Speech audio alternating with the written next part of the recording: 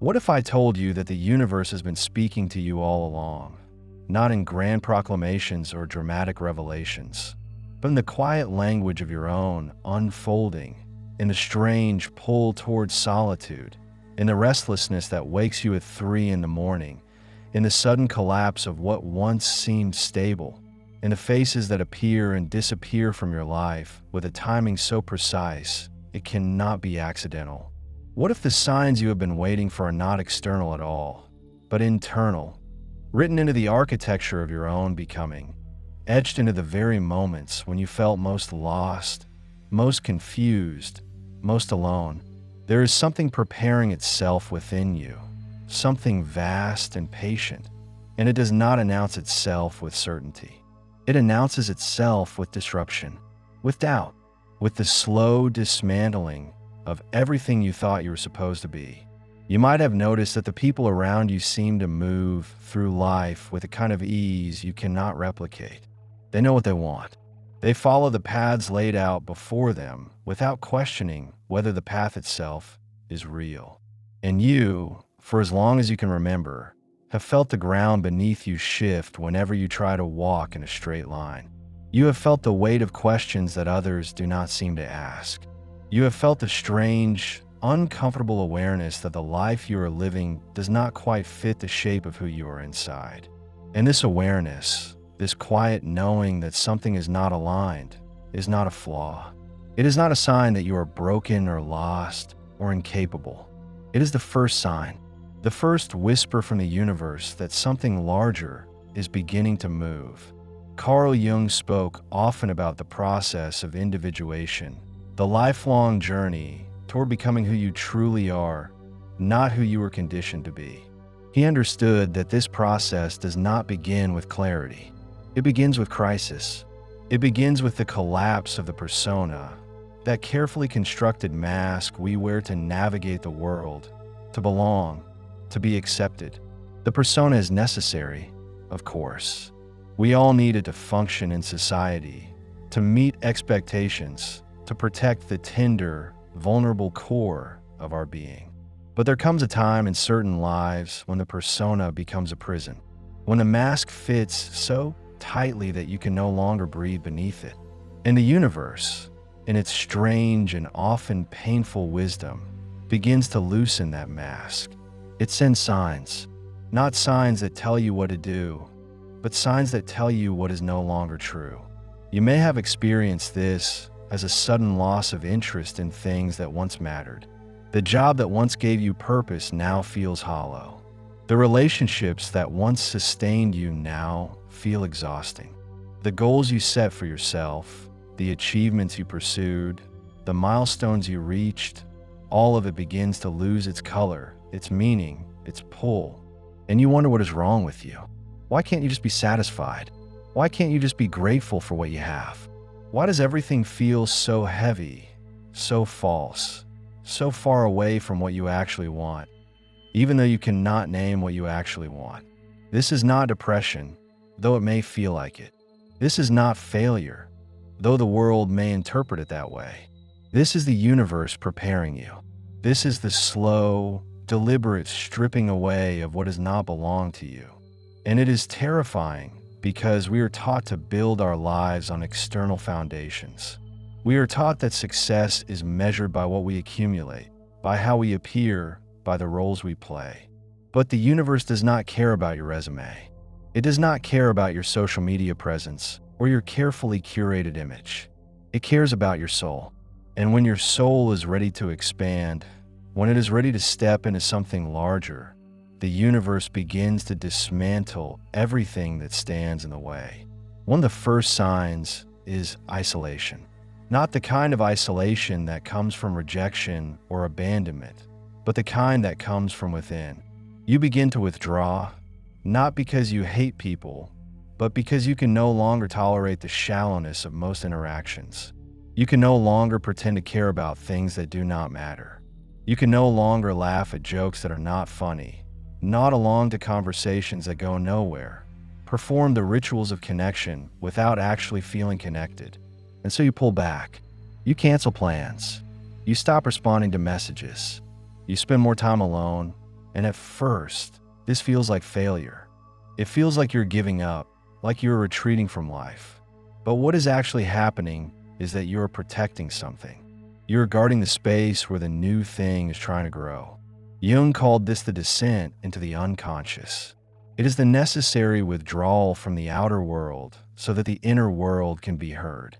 Because the inner world has been speaking to you for a long time, but you've been too busy, too distracted, too committed to the life you thought you were supposed to live.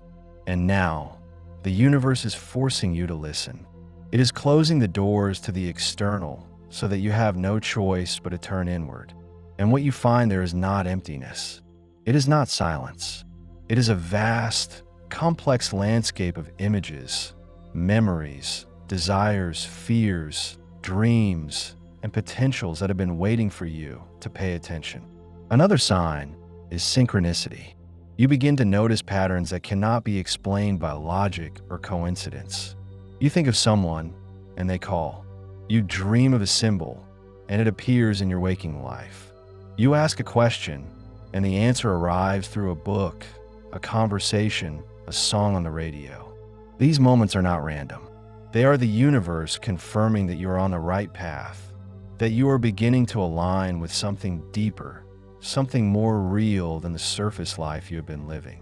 Jung understood synchronicity as the intersection of the inner and outer worlds, the moments when the psyche and reality mirror each other, when the boundary between self and universe becomes thin and permeable.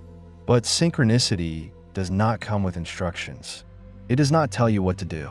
It simply reminds you that you are not alone, that there is an intelligence at work, a pattern unfolding, a story being written that is larger than your conscious understanding. And this can be both comforting and frustrating, because we want answers. We want certainty. We want the universe to tell us exactly what step to take next. But the universe does not work that way. It works through symbols, through feelings, through the slow accumulation of inner knowing. It asks you to trust what you cannot yet see. You may also notice that certain people begin to fall away from your life, not because of conflict or betrayal, but simply because the resonance is no longer there. You stop having things to talk about. You stop wanting to spend time together. And this, too, can feel like loss. It can feel like you're becoming cold, distant, unlikable. But what is actually happening is that your frequency is changing. You are vibrating at a different level, and not everyone can meet you there. This is not a judgment. It is simply a fact. As you move deeper into your own truth, as you shed the layers of conditioning and pretense, you will naturally attract different people and repel others. The universe is clearing space for the connections that are meant to support the next phase of your life. And here is where it becomes difficult, because society tells us that connection is everything, that we should be surrounded by people, that we should be loved and admired and included. And when we find ourselves alone, when we find ourselves misunderstood, when we find ourselves on the outside of social circles we once belonged to, we interpret this as failure. We think there is something wrong with us. We think we are too much or not enough. We think we need to fix ourselves to become more likable, more accommodating, more normal. But the truth is that depth makes people uncomfortable. Authenticity makes people uncomfortable. When you stop performing, when you stop pretending, when you stop playing the roles that others expect, you become a mirror. And not everyone wants to look into that mirror. Jung spoke about the shadow, the parts of ourselves we reject, deny, or hide because they do not fit the image we want to project. But the shadow is not just personal. It is also collective. Society has a shadow, a set of values and truths it does not want to face. And when you begin to live from a place of authenticity, when you begin to honor your own inner life, you are, in a sense, confronting the collective shadow. You are saying, through your very existence, that the way we have been taught to live is not the only way. That success is not the only goal. That appearance is not the only value. That there is something deeper, something more meaningful, something worth sacrificing comfort and approval to pursue. This is why the universe often prepares you through loss, through the ending of relationships, the ending of careers, the ending of identities. Because you cannot step into the new while clinging to the old. You cannot become who you are meant to be while still trying to be who you were. And the universe, in its ruthless compassion, will take away what no longer serves you, even if you are not ready to let it go, even if it breaks your heart, even if it leaves you standing in the rubble of your former life, wondering what the hell just happened. But here's the truth that is hard to see in the midst of that rubble. The universe does not destroy without reason. It does not strip you down to nothing unless it is preparing you for something that requires you to be empty, to be open, to be available. Think of it as a kind of spiritual renovation. You cannot build a new structure on top of an old foundation. You have to clear the ground first. You have to remove what is unstable, what is rotten, what is no longer strong enough to support what is coming. And this process is painful. It is disorienting. It feels like death. And in a way, it is death. It is the death of the old self, the old story, the old way of being. Jung called this the nigredo, the blackening, the first stage of the alchemical process. It is the stage of dissolution, of breaking down, of confronting the darkness within and without. It is the stage where nothing makes sense, where everything you believe is called into question, where you feel like you're losing your mind. But this is not madness. This is transformation. This is the necessary chaos that precedes creation. And if you can stay with it, if you can resist the urge to run back to what is familiar, if you can sit in the discomfort and the uncertainty, you will begin to notice something emerging. A new sense of self, a new clarity, a new direction that does not come from your mind, but from somewhere deeper. The universe prepares you through dreams. You may find that your dreams become more vivid, more symbolic, more urgent.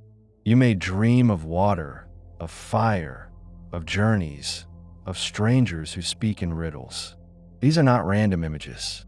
They are messages from the unconscious, from the part of you that knows what your conscious mind does not yet understand. Jung spent his entire life studying dreams, not because he believed they predicted the future, but because he understood that they reveal the present. They reveal what is happening beneath the surface, what is trying to come into being, what needs your attention. Pay attention to recurring symbols.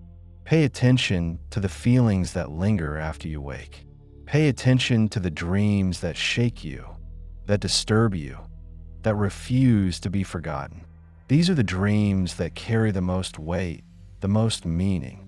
They are the universe speaking in the language of the soul. And if you learn to listen, if you learn to interpret, you will find guidance there. Not instructions, but guidance. A sense of direction, a sense of what is trying to unfold. Another sign is the pull towards solitude, towards silence, towards stillness. You may find that you need more time alone than you used to, that you crave quiet, that you feel drained by noise and stimulation and constant interaction. This is not antisocial. This is not avoidance. This is your soul asking for space to breathe, to integrate, to process all that is happening within you. The world is loud. It is demanding. It is constantly pulling your attention outward, asking you to produce, to perform, to engage. But transformation happens in the quiet. It happens in the space between thoughts, in the moments when you're not trying to be anything, when you're simply present with yourself. Jung was an introvert. He understood that the inner world is not less real than the outer world. In fact, for some people, it is more real. It is richer, more complex, more alive. And the universe knows this about you. It knows that you're someone who needs to go inward, who needs to explore the depths, who needs to sit with the questions that have no easy answers. And so it creates the conditions for that exploration. It removes distractions. It closes doors. It leaves you alone, not as punishment, but as invitation. You may also notice a growing intolerance for inauthenticity. You can no longer stomach fake conversations, fake smiles, fake friendships. You can no longer pretend to be interested in things that bore you, to agree with things you do not believe, to play along with social games that feel meaningless. This is not arrogance. This is not superiority. This is integrity. This is your soul refusing to compromise itself any longer. And yes, this will make you unpopular. Yes, this will make you seem difficult, intense, too serious. But the universe is not preparing you to be liked. It is preparing you to be real. And here is what happens when you choose to be real. You lose quantity, but you gain quality. You lose the crowd, but you find your people. You lose the approval of those who never really knew you, but you gain the respect of those who see you. And most importantly, you gain yourself. You gain the ability to look in the mirror and recognize the person looking back. You gain the ability to live without the constant anxiety of being found out, of being exposed as a fraud, because you are no longer pretending. You are no longer hiding. The universe prepares you through crisis, through the moments when everything falls apart, when the plan fails, when the relationship ends, when the job is lost, when the diagnosis comes, when the future you imagined evaporates. These are not punishments. These are initiations. They are the moments when the universe is asking you to let go of control, to surrender to something larger, to trust that there's an intelligence at work even when you cannot see it. And this is perhaps the hardest thing we are ever asked to do, because we are taught to be in control, to have a plan, to know where we are going. But the universe does not care about your plan. It has its own plan, and that plan often involves taking you in directions you would never choose for yourself. Jung spoke about the self, the archetype of wholeness, the center of the psyche that is larger than the ego. The ego is the conscious mind, the part of you that thinks it is in charge, that makes decisions, that tries to steer your life. But the self is deeper. It is the totality of who you are, conscious and unconscious, light and shadow, known and unknown. And the self has a trajectory, a purpose, a direction that the ego cannot always understand. When the universe begins to prepare you for something big, it is the self that is driving the process, not the ego. And the ego, understandably, resists. It clings to what is familiar, what is safe, what is known. But the self is relentless. It will push you, pull you, break you if necessary, to bring you into alignment with your true path.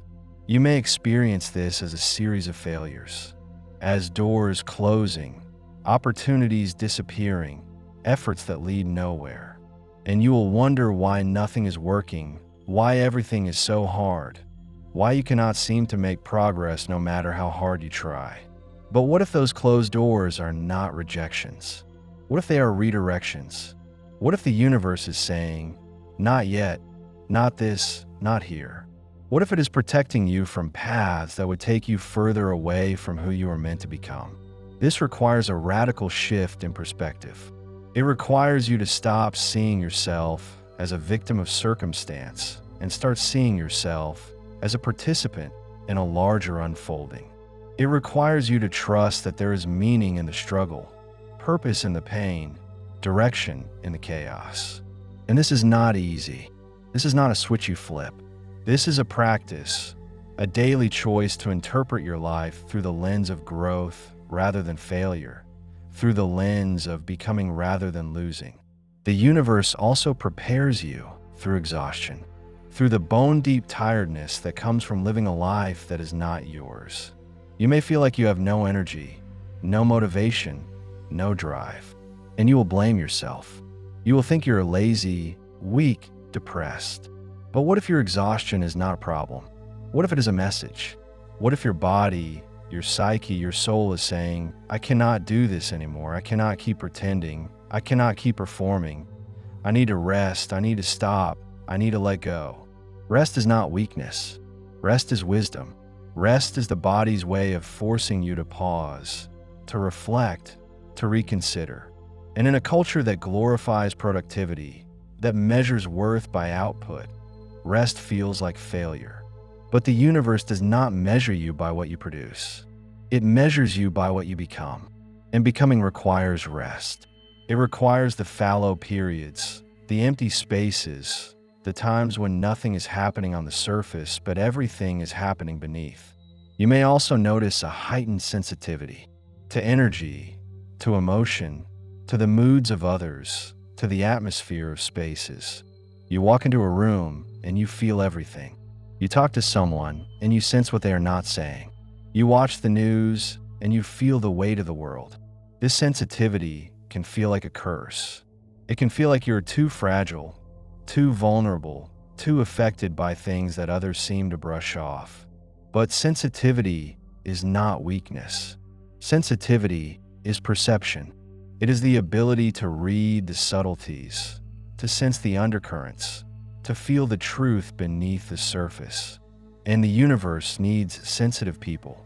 It needs people who can feel, who can see, who can translate the invisible into the visible. Jung understood that the psyche communicates through symbols, through images, through feelings. And if you're not sensitive, you will miss the messages. You will walk right past the signs. You will ignore the dreams, the synchronicities, the quiet knowing that arises in the stillness.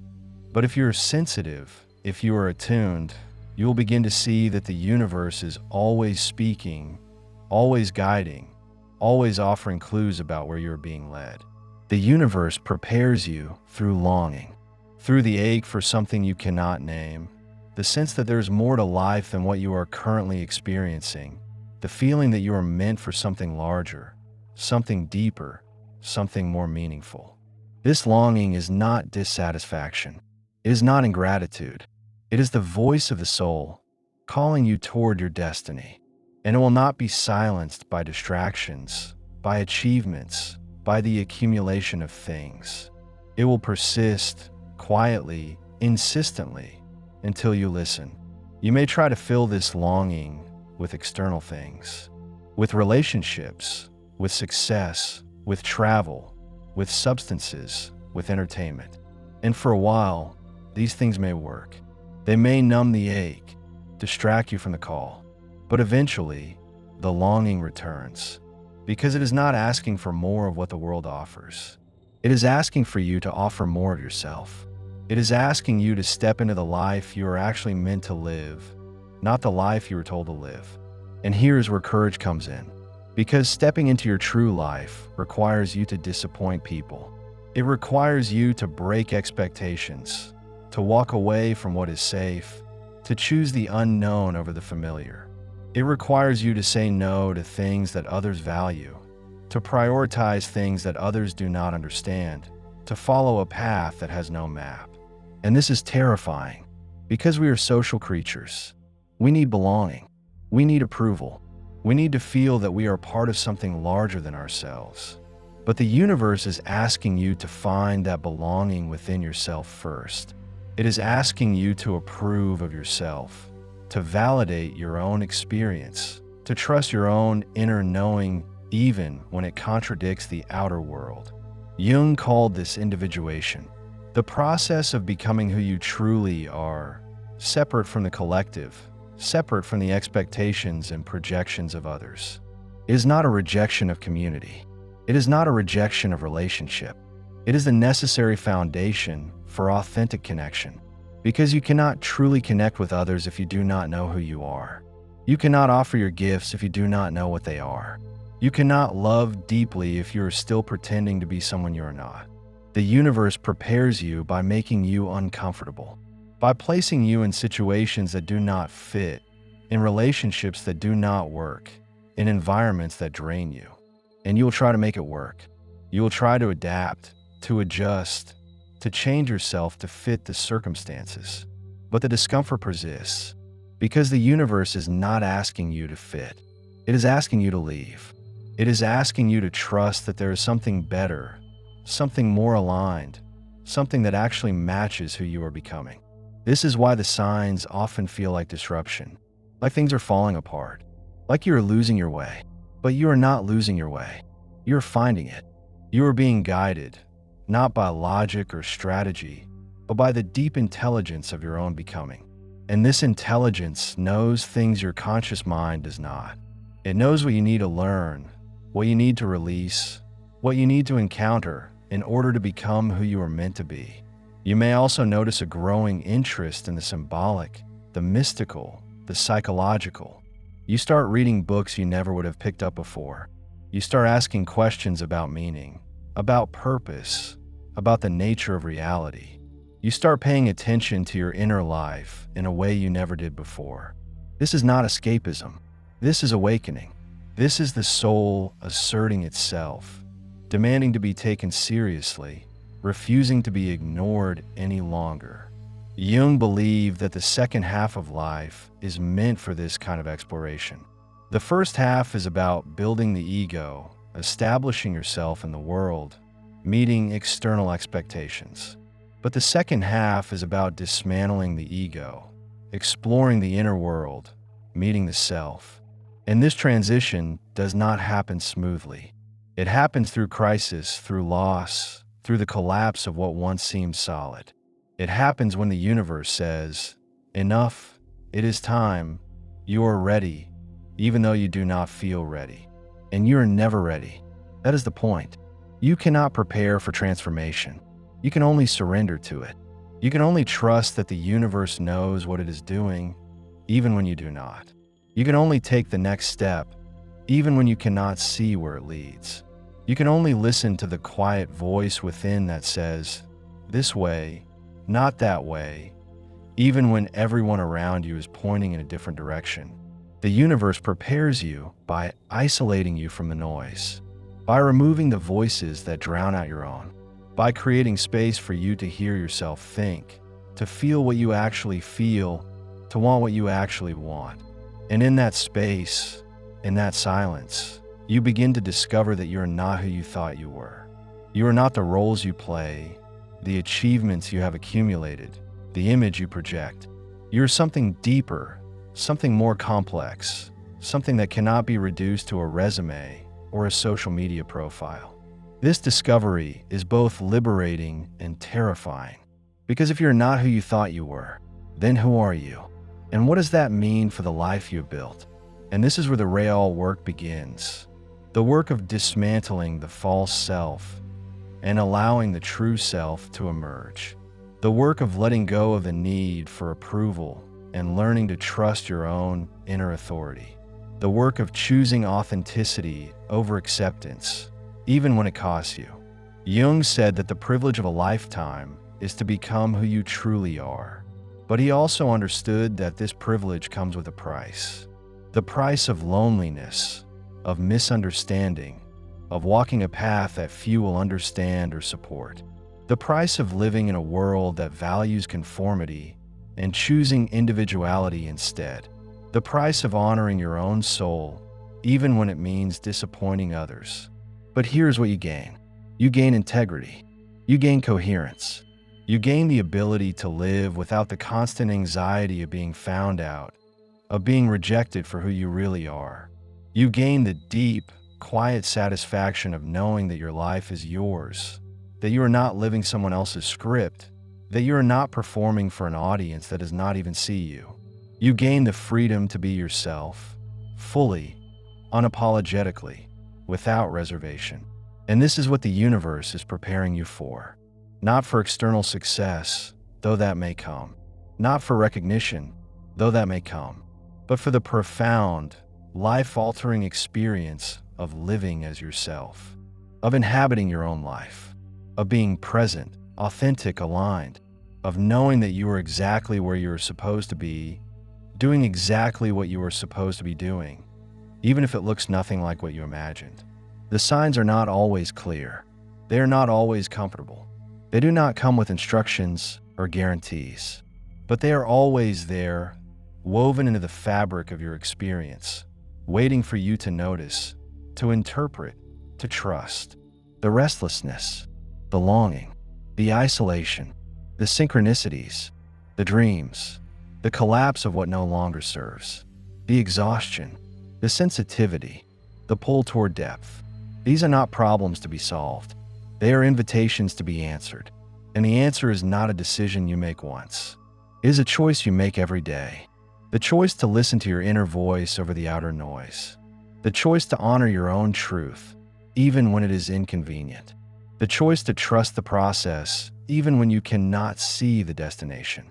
The choice to believe that the universe is not random, that your life is not meaningless, that there is a thread of purpose running through everything, connecting the dots in ways you cannot yet understand. Jung spent years exploring his own unconscious, his own inner world. He withdrew from society, from his career, from the expectations of others. He descended into what he called his confrontation with the unconscious, a period of intense inner work that nearly destroyed him, but ultimately revealed to him the structure of the psyche, the archetypes, the process of individuation. He understood that this descent is not optional for those who are called to it. It is a necessity. It is the only way to become whole. And you are being called. You may not have chosen this path. You may have preferred the easier route, the one where everything makes sense, where you fit in, where you do not have to question everything. But the universe has other plans. It has chosen you for something deeper, something more meaningful, something that requires you to go beyond the surface, to explore the depths, to bring back what you find there and offer it to the world. This is not about being special. This is not about being better than others. This is simply about being true. True to yourself, true to your soul, true to the calling that will not leave you alone. And the world needs this. The world needs people who are willing to be real, to be authentic, to live from a place of depth rather than appearance. The world needs people who have done the inner work, who have faced their shadows, who have integrated their complexities, who can hold space for others to do the same. So when the universe sends these signs, when it begins to dismantle your life, when it isolates you, challenges you, breaks you open, know that you're not being punished. You are being prepared. You are being invited into a larger story, a deeper purpose, a truer version of yourself. And the only way forward is through the uncertainty, through the discomfort, through the loneliness, through the questions that have no answers, through the darkness that precedes the light. Trust the process. Trust the signs. Trust that the universe knows what it is doing, even when you do not. Trust that you are exactly where you need to be, learning exactly what you need to learn, becoming exactly who you are meant to become. And know that you are not alone. There are others walking this path, others who understand, others who see you. And even when you cannot see them, even when you feel completely isolated, know that you are part of something larger, something ancient, something that has been unfolding since the beginning of time. The universe is preparing something big for you, not something external, though external things may come, but something internal, a transformation, a becoming, a return to yourself. And when you are ready, when you have shed what needs to be shed, when you have learned what needs to be learned, when you have descended and returned, you will look back and see that every sign, every struggle, every moment of doubt and darkness was leading you here, to this place, to this understanding, to this quiet, unshakable knowing that you are exactly who you are meant to be.